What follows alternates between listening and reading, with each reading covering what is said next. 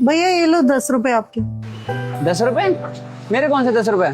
दरअसल वो सुबह जो मैं सामान ले गई थी ना, वो 50 रुपए का था। मैंने गलती से आपको 40 बोल दिए थे, तो ये 10 रुपए मैं आपको लौटाने आई थी।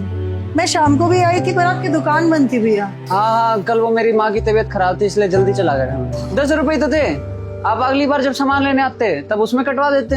अरे नहीं नहीं भैया, मेरी माँ ने हमेशा मुझे यही सिखाया है कि कभी किसी की मेहनत के पैसे नहीं रखने चाहिए। भगवान कहीं ना कहीं हमारे परिवार में से निकाल लेता है। ये लो।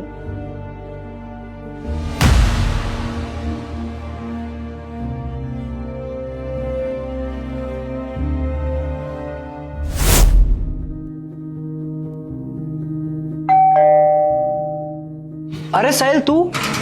भैया नमस्ते। क्या हुआ साहिल? दुकान का सामान टाइम पे नहीं पहुंचा क्या?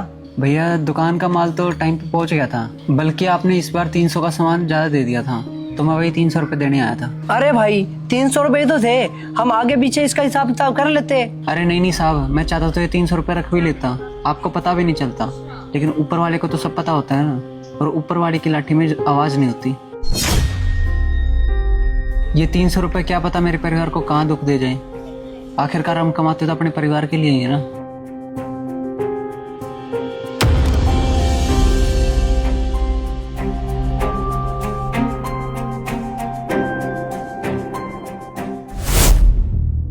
सर। हाँ जी, आप कौन? आप मुझे नहीं जानते, लेकिन आपकी कंपनी से मेरे पास माल आता है। हर महीने 3 लाख का सामान आता है, जिसमें से मैं 2,75,000 पे करता हूँ और 25,000 मैं खुद रख लेता हूँ। ये आपके 10 महीने के पैसे, 2,50,000 रुपये। अरे ये बात तो मुझे पता भी नहीं थी, और तुम चाहते तो ये पैसे तुम रख भी सकते थे, तो तुम लौटाने क्यों आए हो? हाँ सर, वो मेरी किसी ने आंखें खोल दी, क्योंकि कई दिनों से मेरी माँ और बाबूजी की तबीयत बहुत ज़्यादा खराब है, और हो सकता है इन्हीं पैसों से मेरी माँ और बाबूजी की तबीयत खराब हो, क्योंकि ये भी किसी की मेहनत की कमाई है। इन पैसों के बारे में आपको तो नहीं पता, लेकिन ऊपर वाले को तो पता है। उसकी लाठी में आवाज नहीं होती। शायद तुम ठीक ही कह रहे हो।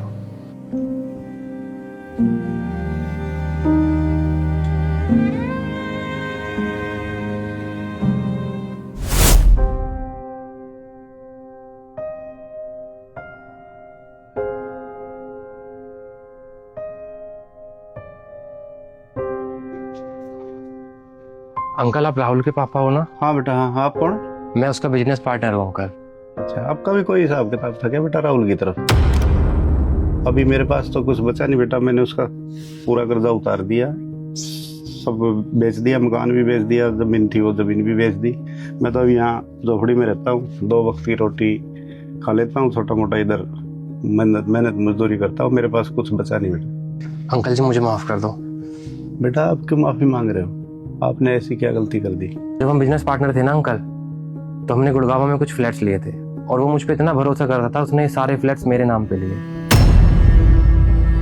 और जब वो गया तो मुझे पता था उसने ये फ्लैट्स के बारे में किसी को बताया नहीं होगा, और ये सच मैंने सबसे छुपाए रखा। और आज मेरी किसी ने आंखें खोल दी अंकल। और जब हम किसी की मेहनत की कमाई का हक रखते हैं ना अंकल जी, तो ऊपर वाला हमसे या हमारे परिवार से किसी न किसी तरीके से वो ले ही लेता है। और मेरी फैमिली में तो कोई रहा नहीं अंकल जो इस प्रॉपर्टी को यूज कर सके। तो आपके बेटे का हक मैं आपको लौटाने आया हूँ, ताकि कल को मैं भगवान के घर जाके अपने दोस्त से नजर तो मिला सकूं।